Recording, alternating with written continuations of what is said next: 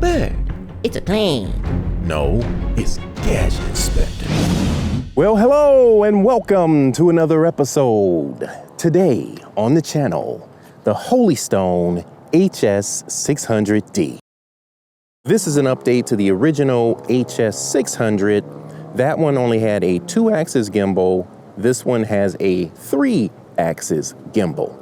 Now, I've reviewed several Holystone drones on the channel, and they usually fit within that budget sort of category, and we'll talk about that in a second. But in my experience, Holystone drones are usually pretty solid.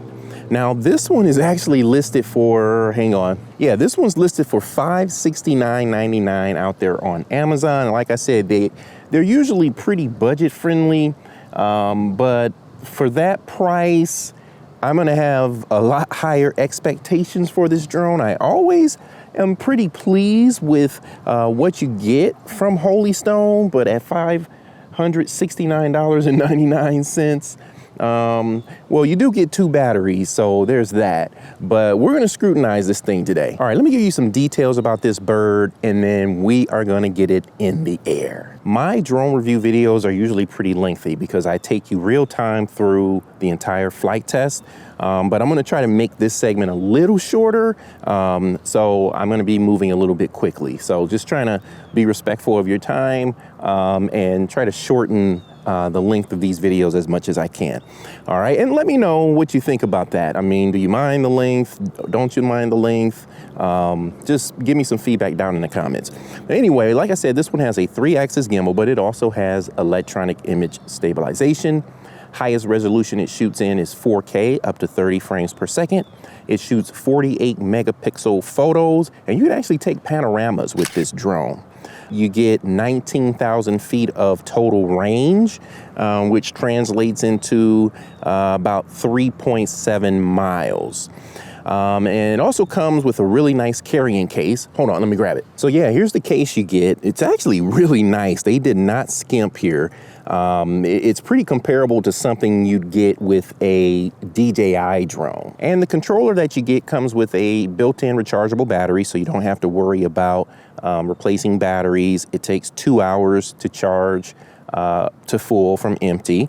And you get about 2.5 hours off of that charge. Now, the listing I mentioned that I saw out on Amazon, that is with 2 11.1 volt, 3,500 milliamp hour batteries.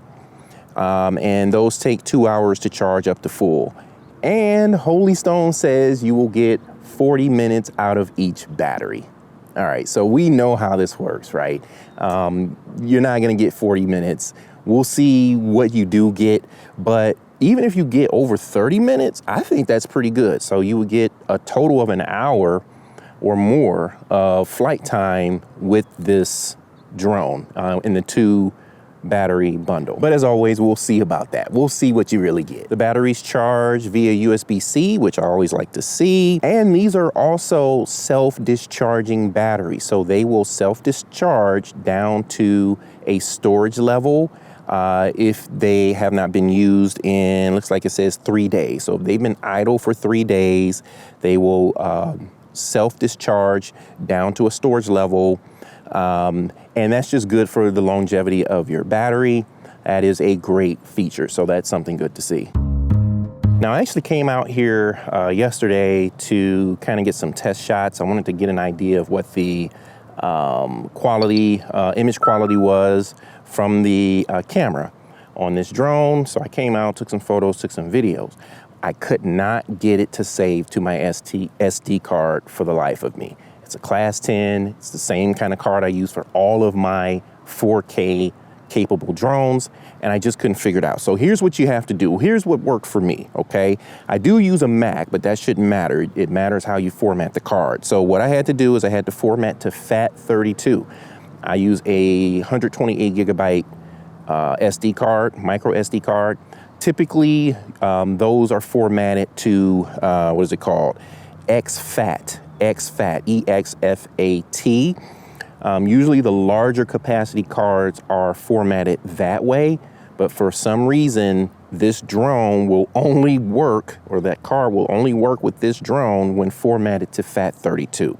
Then when you put the SD card in the drone, you'll need to format it in the drone, and it should work. Now, when you go into the app and you go into the media in the app to view your video and photos, it will show the video and photos saved to your phone, but it will not show that it was saved to your SD card, at least for me. But when I went over to my Mac, put the card in, the photos and video were there. And that's important because the video and photos that get saved to your phone are not the highest resolution.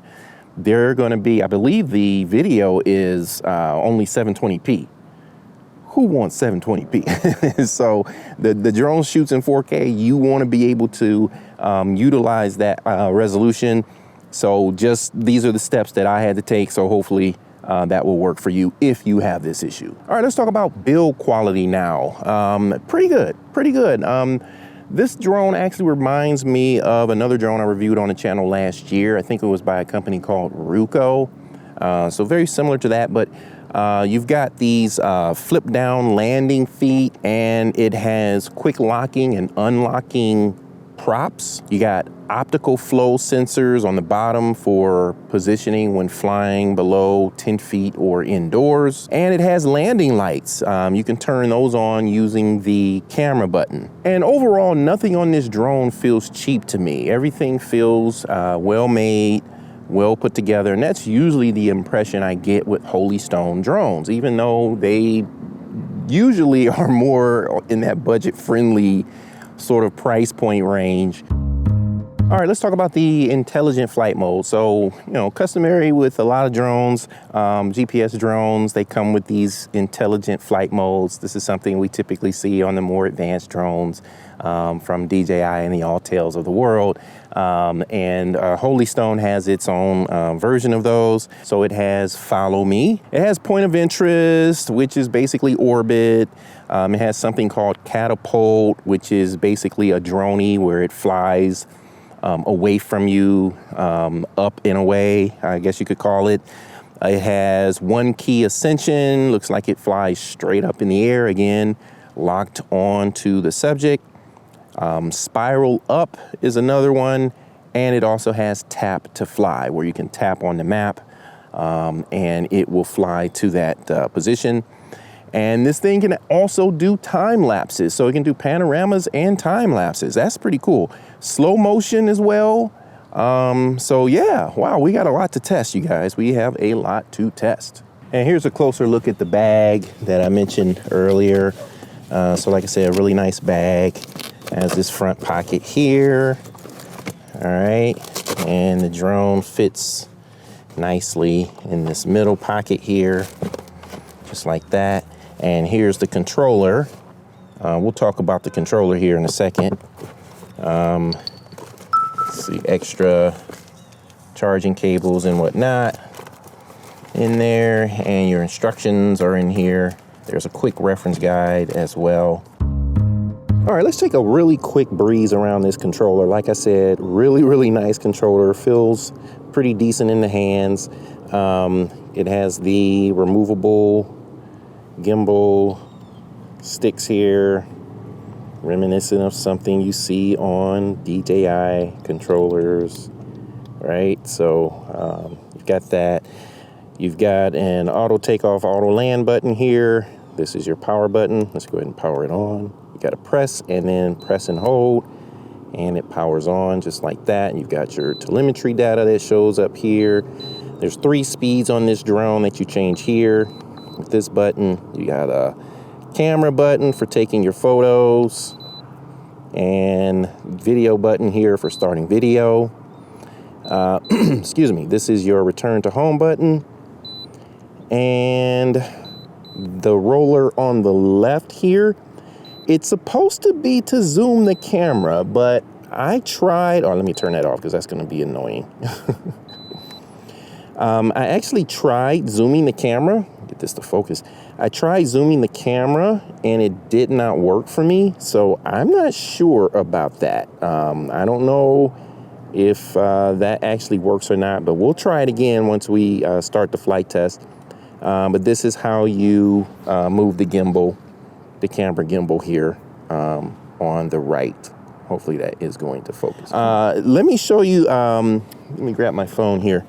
Now you can see I have an iPhone, what is this? This is an iPhone 15 Pro Max, so it's a large phone.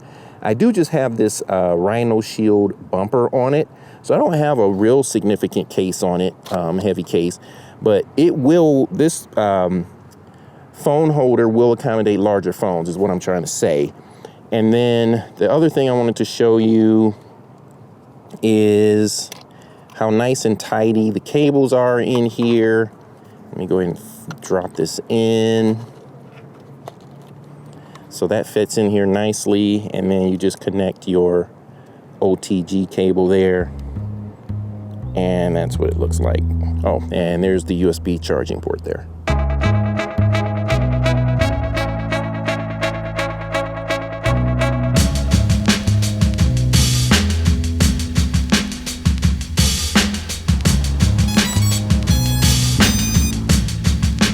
Okay guys, we're out here with the HS600D. We're gonna start our flight test. I wanna do a quick breeze through the app. I wanna move quickly, again, so we don't belabor the point and make this video too long, but there's a couple of things I wanna show you.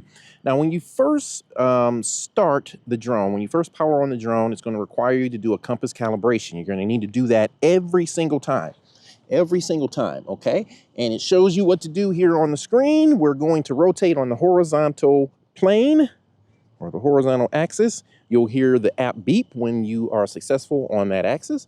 And we're gonna point the drone up and do the same thing 3 times, give or take. And we are calibrated. The compass is calibrated. And you can see in the upper left-hand corner there, we are ready to fly. Okay, here's a couple things I want to show you before we get into the flight test. If you click on the gear icon in the upper right hand corner, so you can see there is a beginner mode. Okay, you can turn that on. You can see it will limit your distance, altitude, and such.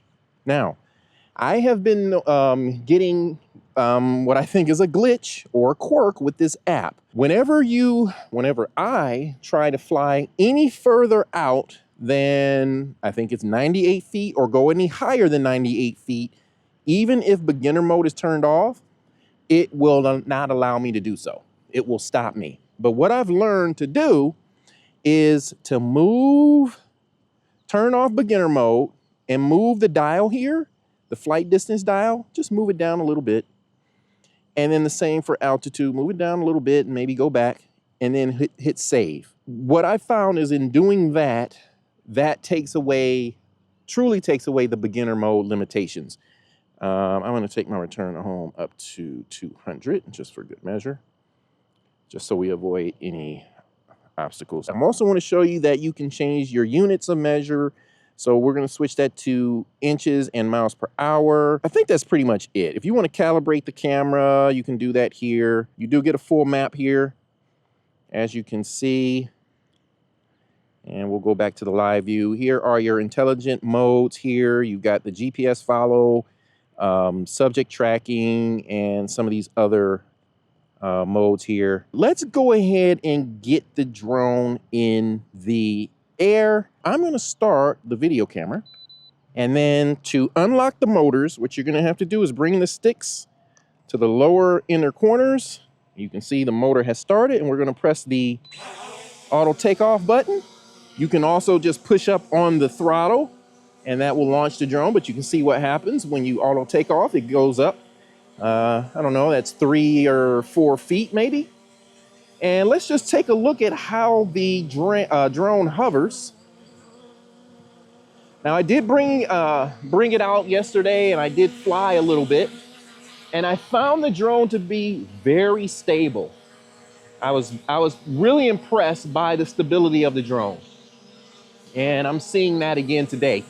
There is a little bit of wind here, so it's holding its position really well. That is a good sign. Once again, it does have the optical flow sensors on the bottom. And another thing to note, if you want to turn on the landing feet, let me take it up a little bit, not the landing feet, but the landing lights. There are two small lights on the bottom. To turn those on, you're gonna press and hold. Uh-oh, it's coming down on me. You're gonna press and hold the photo button for about 2 seconds. And you can see those lights coming on. I'll put up some night footage where that's more visible. But that's supposed to just assist you if you're flying at night and you want to make sure you can see what's on the ground. I'm going to turn those off so we save on power. Okay. There's another mode that I'm going to want to show you called cruise control, which is really cool. You press and hold the speed button until you hear a beep. And whatever speed that the drone was traveling in, it will maintain that speed. Why is that cool? That's cool because now you can manipulate the controls and you don't have to worry about pitching forward or backwards or whatever direction you were heading. You don't have to worry about that. And that allows you to manipulate the gimbal, right? And you can turn, make your smooth turns and so forth. So we will check that out. Now you notice that I'm letting the drone hover. That's on purpose. I always do this with all of my drones. I let them hover at least for about 30 seconds, just to make sure everything is okay before I go, launching it up higher in the air. You can see it does have the identification lights. You got the blue in the back and white in the front. That's good for orientation as well. Now, there was something I wanted to, okay. So yesterday, I wanted to get some footage because I wanted to see what the resolution was like, the quality was like from the video and the photos. As you can see, this is truly 4K. And Holystone drones in the past have been advertised to have 4K resolution. And they were close, but I often found that the footage looked good, the photos looked good, but they were really soft. These are nice and sharp. Doesn't look too like that overly sharp look. It looks really good. You'll be the judge of that yourself, but this is the first Holystone drone that I really, really am impressed with the quality and resolution of the footage and the photos. Okay, so just wanted to point that out. Now, here's something else I want to point out. Let's go ahead and take the drone on up into the air. We're going straight up. Beautiful day here in West Michigan. It's about 70 degrees. And it is absolutely beautiful. So we're up there about 120 feet. And you can see we are here in early fall. And the colors from the trees changing is really noticeable and prominent. Really pretty. And I'm actually flying at, what is this called? Miller Knoll, I think is what they call it now. It used to be called Herman Miller. They may still call it that, but Herman Miller is a furniture company. And I thought I would fly here today. It is empty and clear, so good spot to fly. Okay, now here's something that I'm noticing now, and I have noticed every time I've flown this drone. There is a lag from the time you give the drone an input to what you see on the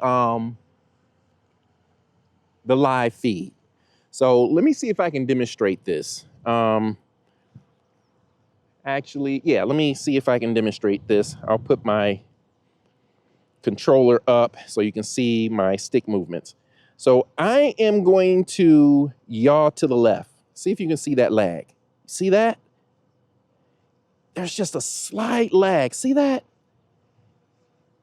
That's really annoying. And I thought it was because I had my data on, so I tried putting it in airplane mode. It didn't matter.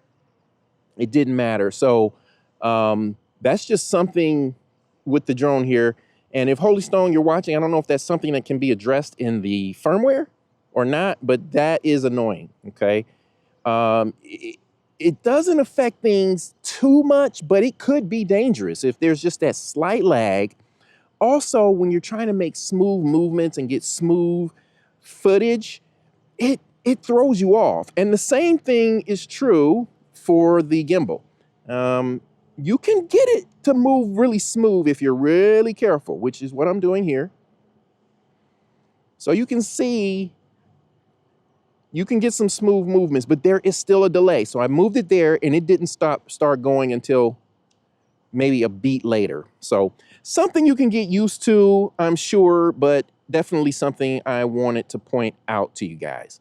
Okay, let's go ahead and fly a little bit. Why not? Let's just push forward. I believe we are in normal mode right now.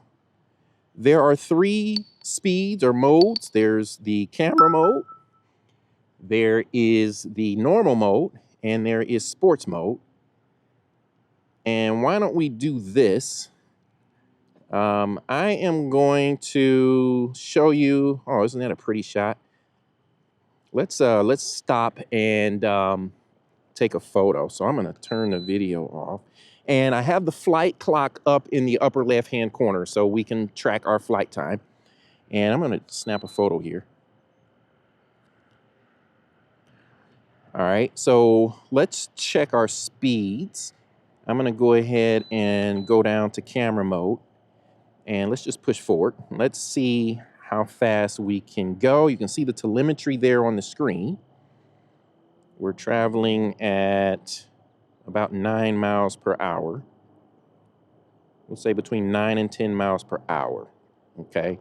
And you also get that same telemetry on the actual controller. All right.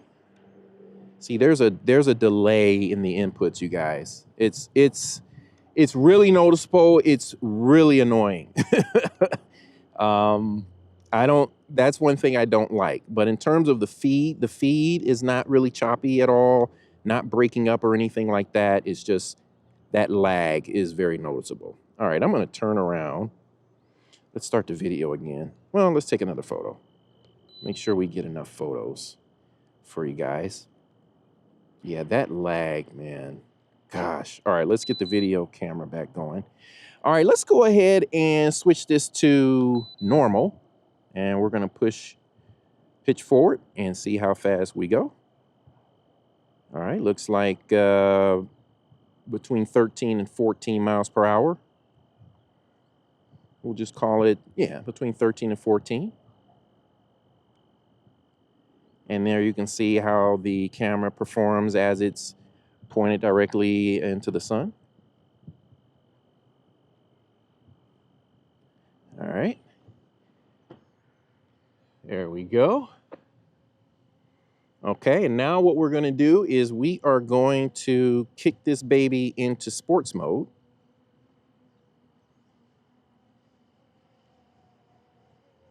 And see how it does. And the other thing to note is, oh, you see that horizon tilt there? Now, this is something that plagues even the more expensive advanced drones, like even from DJI. Getting that horizon level is always a challenge, even with a 3-axis gimbal. Looks like it's evening out now, but just be aware of that. It's something that, like I said, a lot of drones have trouble with. This one is no different. Okay, let's kick this up to sports mode. And what I was about to say is, usually in sports mode is when you will have more gimbal issues with a lot of drones, just because you're traveling at a higher speed, which means the drone is pitching forward more. All right, let's see what we can get here. 19. I don't know, it's not as fast as it was going yesterday. Maybe I'm headed into the wind. Look how pretty that is. Look at those trees, guys.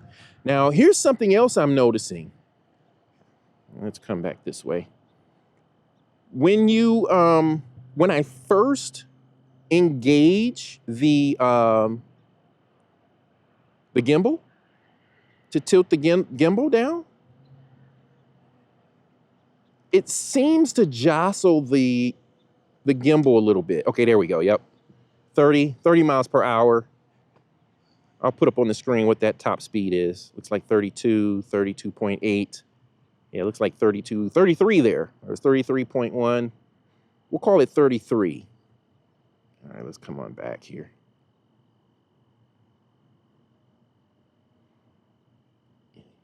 Yeah, that lag, man. They're going to have to really, hopefully, I hope they can address that. I hope that is something that can be addressed. Okay. All right, let's park it here. So yeah, top speed of 33 miles an hour. I'm going to take it back down to camera mode. Camera mode is the mode where you'll get the most footage. It's the, you know, you have slower movements, and slow really means smooth. That's how you get the smoothest footage.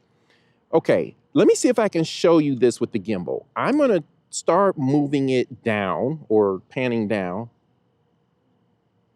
I don't know if you could see, it's really subtle. Like there seems to be a little like jostle there, especially if you're moving. Let me see if it happens.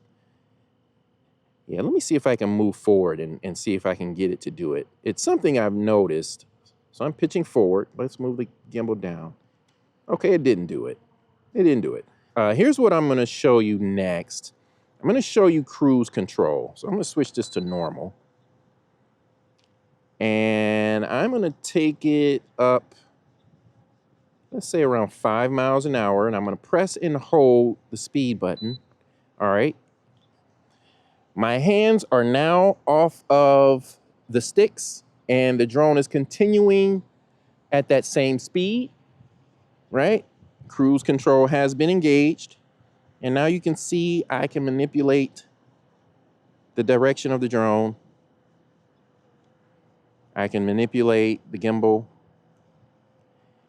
and it is maintaining that heading and speed. Isn't that cool? Now notice you can see the horizon slanting there.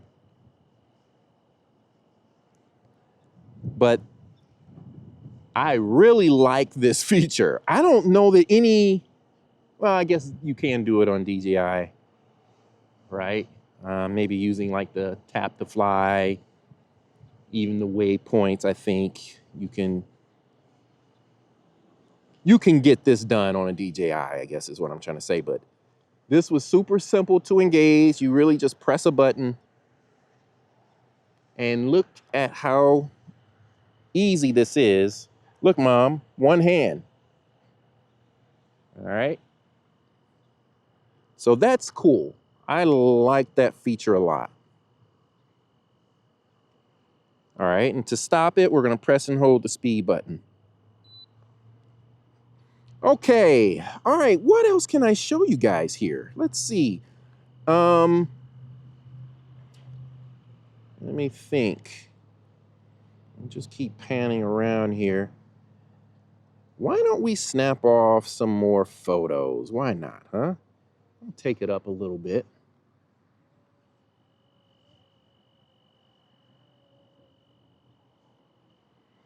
Yeah, it looks like a decent spot. We'll stop the video camera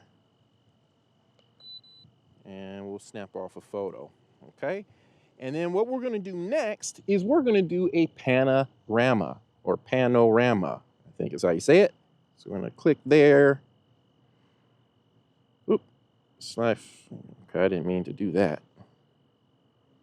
Okay, looks like you can go full screen by sliding your finger up. Slide down to get it back if you do that by mistake like I did. I'm trying to click on panorama. There it is. All right, so click on panorama, and I'm gonna hit the red record button. And the way this one works is it does a full 360. And I imagine as it's doing this, it's taking photos, but you don't hear it. You don't really get any feedback about, you know, to indicate what it's doing. But in the end, it creates a panoramic photo, and they look really good. They look really good. So it just keeps doing these 360 revolutions, until it finishes, and then it stops. So don't think I've seen a drone do panoramas like this. So that's unique, but it works. Whatever works, right? 90%. All right, it finished. Weird that it didn't stop in the same direction. Uh-oh, the app crashed. That happened to me once before as well. So there's some things that I think, and because the app crashed, it stopped my video. So I don't know if it will even capture that. Do you see what's happening? Now, I think this is a good opportunity to show you, yep, it says reach height limit. This is what has been happening. So the app crashed, and now it thinks we're in beginner mode again. But notice, we are not in beginner mode. You see how it lowered itself down to, it's still going down to 98 feet, right? So that's definitely a glitch here. That is a problem, Holystone. But again, I figured out kind of a hack, a way to get around that. You just move the distance slider, one of the sliders, you move it, and then you hit save. And then now I should be able to go back up. See? Yeah. Yeah, that's a little weird little quirk there. Let's start the video again. Make sure we get plenty of video footage for you guys to take a look at. All right, I think that's good. Okay, so yeah, that is definitely, I'm glad that happened because I was explaining it before, but you saw it with your own eyes. So that's weird. Not sure why that's happening. Okay, let's see, what else can we do? See, I think I won't waste your time and do a time lapse right here because that takes time. So maybe I'll do that at another time and just put that up on the screen. But let's just tap on it and see. Oh, I have to stop the video first. Let's click time lapse and see how this works. It looks like there's a 6 on the screen. I'm not sure what that corresponds to. It says confirm. Okay. Doesn't look like you can change any of the settings, but why not? Let's just go ahead and do it and see what happens.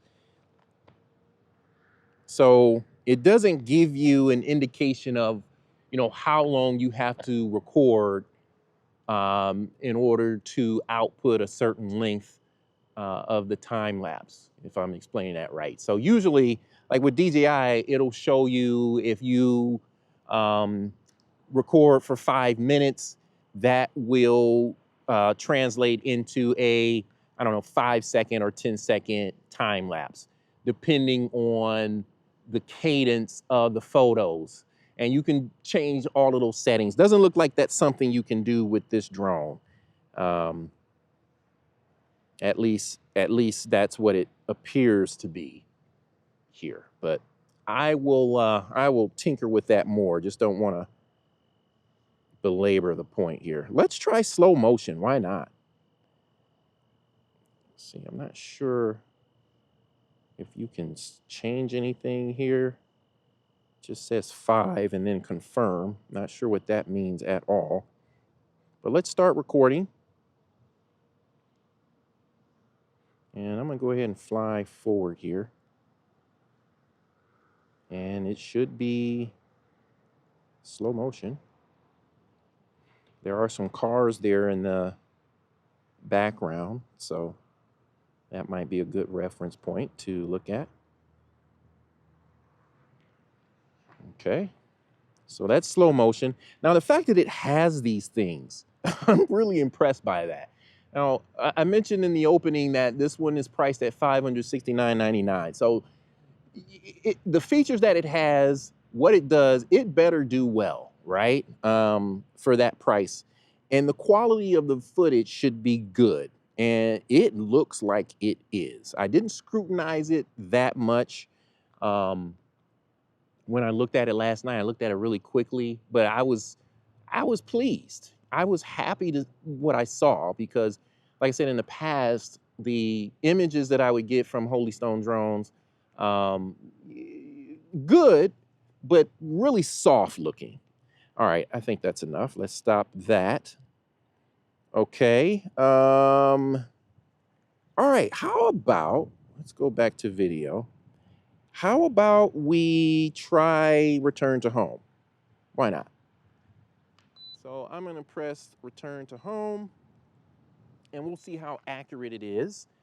And these days, these drones are usually really darn accurate now. So I expect this one to be really, really close to where it took off, which is right here, I believe. I took off right where this stick is, this little stick. So we'll see how close it gets. And you can manipulate the drone, the direction of the drone that it's heading while it's returning to home. And you can manipulate the gimbal as well. And let me test something. Let me see if I try, let's say you see that there's some obstacles on the ground that you don't want it to hit. Let's say it's getting too close to my car. Let's see if I can move it. I can. That's good. That's great, actually, you know, because sometimes, you see, it is coming down over that tree. Let's see if it moves itself. And I'll just leave the camera pointing down as well. We're not recording. Yeah, it's going to hit that, so I'm going to have to adjust for it. And the accuracy test, that's not really a fair one because I moved it. So maybe I'll take it up again. Next time I do return to home, I'll just let it come back fully on its own. But overall, guys, this is a very, very stable drone. Very stable. I have full confidence in it. Well, I shouldn't say full confidence. I don't think I ever have full confidence in any drone, but it doesn't, worry me, right? I'm not worried because it doesn't maintain a hover very well. It's wavering and moving all around. You know, you've seen, if you've been flying for a while, you've seen or seen a lot of drone videos. You've seen those drones that just don't hold their space, their position in 3D space very well and in a hover. This one does. Okay, guys, let's go ahead and try out the intelligent flight modes now. All right, unlocking the motors, pushing the auto takeoff button. We are in the air. Okay, now what I'm gonna do, see, where are we? The sun is going down, 6:22, but we should have enough light to finish this. Now, that's one thing I noticed yesterday is the subject tracking doesn't work in low light. It doesn't work at all. So actually, this might be problematic. So let's go over here where I'm directly in the sun. So I want to give it a fair shot here. So this has GPS follow and it has the AI subject tracking, two different things. I want to check out the AI subject tracking first. So we're going to click on the button here. And I guess I got to stop recording. Okay, guys, I had to reset because my GoPro keeps shutting off. I think it's overheating. Never had this kind of problems with the Osmo Action. So I may need to upgrade. This is GoPro Hero 10, I believe. I probably should just look into the new Action 5, 4 or 5. But anyway, let's see if we can get this done. Let's go ahead and get in the air. And we want to come over here so that we're directly in the sun. And by the way, it's not really hot today. I am shooting in 5.3K, 60 frames per second. Oh, that sun is low and bright. Okay, so yeah, it's working hard, but shouldn't be overheating. But anyway, we want to test out the AI subject tracking. If my GoPro cuts out again, I'm just going to keep going, guys. We'll just use the footage that we have from the screen recording, and I'll still have the audio, and we'll have the video from the drone as well, just so we can get this done. Okay, so you can see what's happening here on the screen. Okay, that's GPS follow. I want to do subject tracking. And you can see it says you need good lighting. And we should have that because I'm directly in the sun. You draw a box around your subject. And there you can see it's putting me, looks like almost in the center of the frame. All right, let's see how this works. Okay. It is tracking me. Now we're coming out of the direct path of the sun now. It is not coming any closer though. Okay, so I think this is kind of a tripod mode because as you can see, the drone is not moving. Let's see, let's try going this way and see if it's gonna actually follow me. Okay, that box just got humongous. Not sure what's going on there. Okay, so I'm a little too far away now. So I don't know if I like that very much. Again, at this price point, this should work better than it's working. Yeah, see, I don't even know what's going on now. Let's try this. Let's see if I walk towards it, what happens. Yeah, see that? It's just holding its position. It's not moving at all. So, see, did it reacquire me? No, it didn't. There's plenty of light here. I'm like right in the path of the sun, so no excuse there. So it's a tripod mode. So the drone will hold its position and it will follow the subject, but it will track the subject. It's not going to follow. All right, let's get out of that. Let's try the GPS follow now. So I talked about this before. Let me take it up a little bit so it can clear these trees. So it's not going to lock on you either. So you're going to have to make sure the camera is pointed at the subject. And all this is doing, let's start walking. All this is doing is it's tracking the GPS signal in the phone. So it should be moving. Is it? It's not moving. Why aren't you moving? See here, you're not drawing a box around yourself. It should really just be following you based off of, let me stop the video. Based off of the GPS signal in your phone.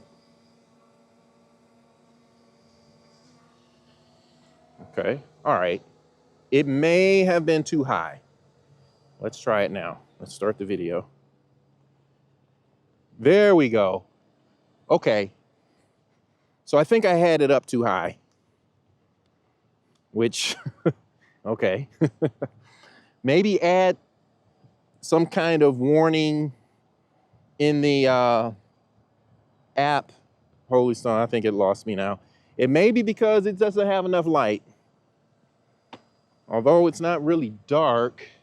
Let's see if we can go over here, because we have a little bit of light over here. Let's see, I really want to see if I can test this for you guys.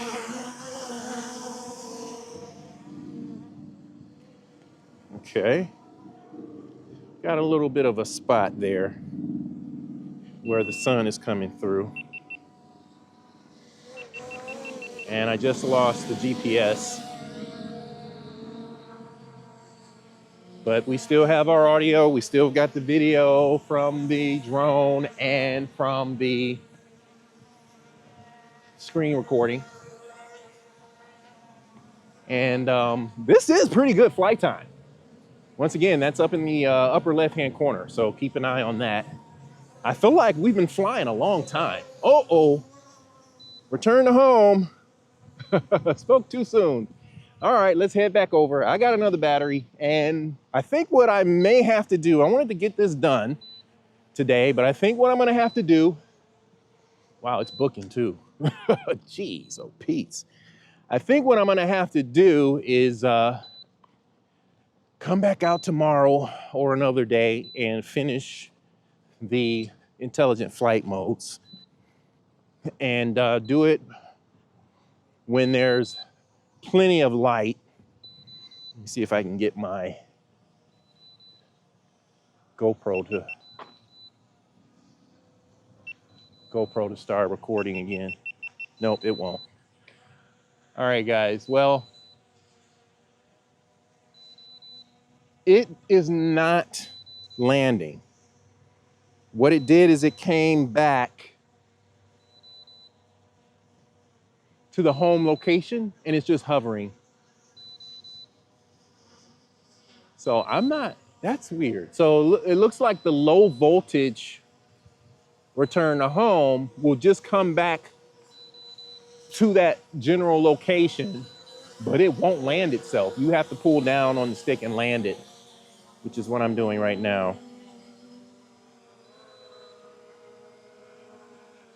That is different.